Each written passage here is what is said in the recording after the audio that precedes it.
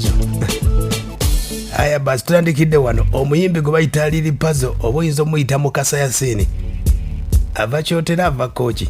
akwata luguudo olwo kale musajja munna Masaka omukulu ono yavuddeyo olunaku olwajjomba namawulire nasobola okuba ate nga ababuulira olugendo olw'endongo ennaku zino alinawo oluyimba ne Chameleon bakayita ofunirawa era anoonya Chameleon buli onna waali Chameleon akadde kano yagendako mu America kuwummulako era budde bonna Chameleon agenda kuba ate nga akomawo mu ggwanga yeetegekera ebivulu bingi nnyo mu Masaka agenda kubaako ne street jam budde bonna kati omukulu Lil Pazo bamubuuziza embeera nga bweri akadde kano mu ndongo zitambula zitya mu bivulu by'ebinyaanyanya nga tebakyakulaba wadde n'akamu Lil Pazo oba Lil Pazo yanyiigamu oba yakola atya ndowooza Lil Pazo ayagala mutegekera ekivulu naye n'embeera tejyagiddemu ey'amawulire oba oliawo yali badde si entuufu n'oba oliawo agambye nti amasimu abadde agezaako gakubira munywanyi Suuna Ben naye nga tagafuna tutandikidde wano ng'agamba nti teekateeka ya Chameleon yamutegeeze bamalira video Chameleon yamuwa kolabo n'amuwa video audio byonna yabisasula ne video Chameleon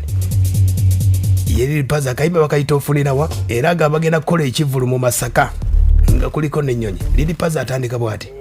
ninda Chameleon yakobewo tutukole video era yansuubiza nga bwe yansuubiza n'aŋŋamba nti olunaku tuluno nange njagala nsituke konsati eyo ogenda oddira eddala ewammwe mamu bye namunyumiza namugamba kyamaanyi ewaffe ebampa ku maani agamanyika eri abantu abalala mbadde njagala ntegeka ekivulu kyange gye nnaawulirira emirembe mu beeka manyi tebajja kundekerera antifenswale bajja kubeerawo n'omutima munda ng'alunaye bw'ogaye nti bwe ŋŋambye ndowooza kakati ogw'okuyimba nja kuyimba nekkola bonjikuwadde ennyonyi nkulinnyisiza nabyo nambikuwadde n'ennyonyi zizo zitandise okujja ŋŋenda kuguliddewo emiryango ekitegedde Lil Pazo ali mu ssanyu jjereere Chameleon yamusuubiza ekivulu mu Masaka kigenda kubeera mu kisaawe Lil Pazo ono atubuulira mundabe nkwagala nnyo abaana yimba lwagenda okuleki emmotoka nze nali sikuwadde budde we wajjira mu indasitule ya Uganda naye olunaddange ewange nga nsanga abaana bagenda okuleki emmotoka nembabuuza agenda okula mmotoka byebiki nebanga nti waliwo omuyimbi yayimbi oluyimba baluyitaani naŋŋamba kukuwa obudde era nakwagala naŋŋamba ate ebbanga gyenkulabidde webalukekuuma olizulukatu naye enkola gy'okolamu ebintu byo simbi tirunabe mbadde njagala ekivulu ekyo nkuteereko ennyonyi bannamasaka babavugemu kuba Chameleon yagala nnyo masaka nekooki kituufu munakooki munnamasaka simanyi oba lwaki ayagalayo nnyo nangamba njagala koolu ng'endire mu nnyonyi zina agenda okuwera saawa nnyanga eri muli creation ekitegedde Lil Pazo ebivulu muli creation nga tebikyabeerawo n'akola otya omukulu Lil Pazo agamba nti enteekateeka yonna Chameleon yagambye nti wamalira video yamugambye ategeke wonna lunaba banaakuwerekera abanaakuwerekera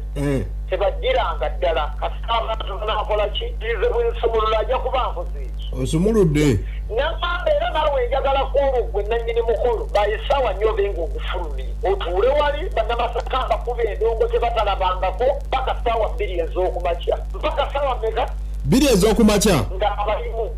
nemugamba ate munange bweza saalongo ogabye munaye mugaba nemugamba oba ompadde kati no muna oluyimba lwolumpadde naawe olunaba ate oluyimba luno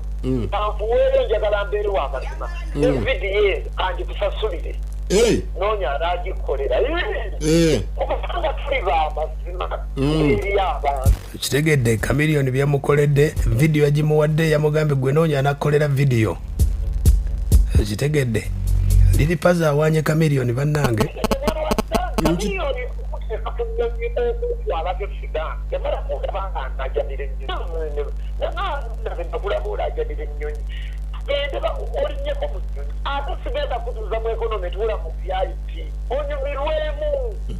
akatandike mwana bamwenna nali musanyu kanyumirwa banalisikira bangako ate naŋŋamba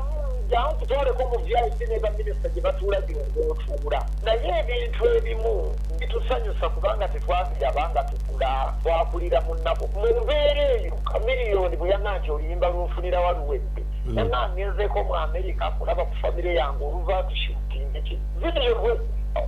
wadde ekivulu kakati nzira muki kubanga nze nsiima mubolyawo nsobola okuwawo aya basi ye Lil Pazo Lunabe emboozi awo nga tuvudde Chameleon alimu okukuluma ye bw'agamba namubuuzizza Lil Pazo abantu bawanyiigidde Suuna olw'okuba bawadde ziza bafana collab yamukomezaawo ayina ebigambo byaŋŋambye abadde si musanyufu nnyo eri bwe mubuuziza kumanyi ng'omusajja ali professional mu kubuuza ebibuuzo Lil Pazo yenaaga kolabo about my discussion with my brother. I don't think so. Yeah, for what? Collabo for what? Collabo for what? No. Kintu kyamuteeka wansi kunafuya. Collabo for what? For what purpose? awo simanyi nange nga nina collabo ne Kayiva nangani akyogedde ekyo. Abawagizi No. Lil Pazo sajjira ku collabo. Era ne mu Uganda nyina abayimbi bisobola okusabako no saagala ate ekyo bamudde Lil Pazo Lunabe ategeezezza nti myaka 2 egijja wajja okwogera ekyo mubuuzizza kiki tayogera ate kizibu kye baamukola kati Lil Pazo agambye nti myaka 2 bwe ginaatuukira oba oliawo nga bakaddiye walitegeereza abantu munywanyi we kyeyamukola era ategeezza oba oliawo ajja kutegeeza omuntu yenna anamubeera okumpi ng'atuuse kakiseera kaako okufa Lil Pazo okulinga okukowola ati naye muganda wange ombuzeeko gyangu abantu ab'ensi ebyange naawe tebabimanyi oyiteko gyebituukiremu munnange tuwanyiremu ku bigambo ng'abooluganda munnange ombuzeeko omukwano mpulira before ng'abantu b'ensi tebannatulaba waliwo obulamu obwali obuzibu ennyo oba olyawo mu nsi tukolerera ebintu bisatu kuzimba nnyumba omala okuzimba ennyumba n'ogulayo akamotoka toza n'ozala nekuba mu nsi waliwo byogenda nabyo kakati kyekyo kye nakugambye nti ensonga zange azimanyiiko